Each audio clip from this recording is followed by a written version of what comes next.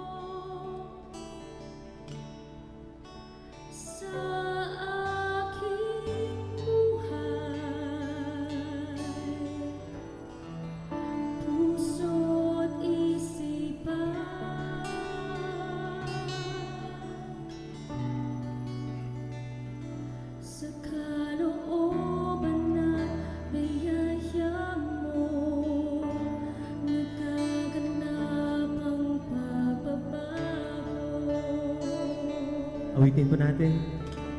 Nagaganap ang pagbabago,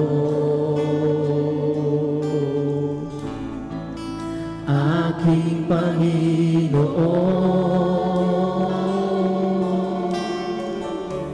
Naniniwalang ikaw lamang ang tanging makagagawa nito.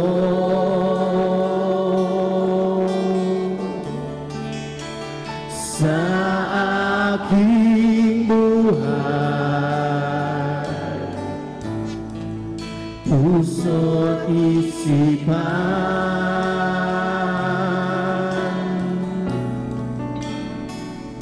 sa kalooban at biyaya mo, nagaganap ang pagbabago. Ulitin natin ulit sa ating pong puso. Ganap ang pagbabago, aking Panginoon. Naniniwalang ikaw lamang ang tanging makagagawa nito.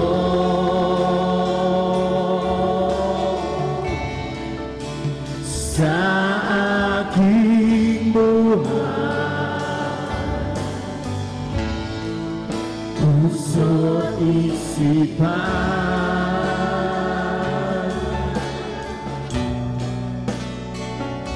sa kalooban at biyaya mo, nagaganap ang pagbabago sa aking buhay. Sa aking buhay, puso't isipan,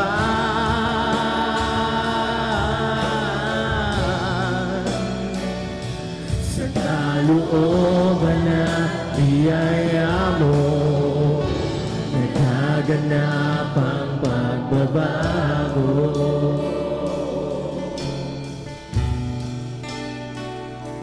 sa kalooban at biyaya mo, nagaganap ang pagbabago.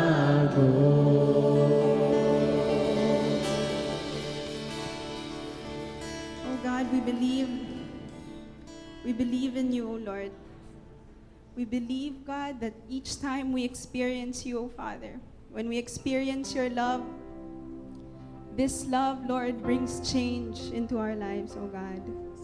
This love, Lord, changes our outlook, changes how we see tomorrow, O God. Brothers and sisters, if there is a prayer in your heart, if there is an intention, a dream, a hope, a wish that you've been wanting to tell God, if there's something that your heart earnestly desires and wants to ask Him, in this intimate dialogue with God, as we lift up our praises to Him, lift up that prayer. For this is God's word, God's promise for you today. That God's word says, He will call me and I will answer. I will be with Him in times of trouble. I will rescue Him and honor Him. And oh Lord, we claim that promise, oh God. As we call upon your name, Lord, the name that is above all names, oh God, the name that is greater than any disease, oh Lord, the name that brings forth healing and restoration, oh God. As we lift up our hands, we lift you up. As we lift up our prayers to you, oh God, we lift you up, oh God, in our lives, in our world, in our love, oh Lord. May you alone be glorified. Receive our praises, oh Lord. May you be highly exalted, oh God, O King of Kings, our friend, our Jesus, our Redeemer.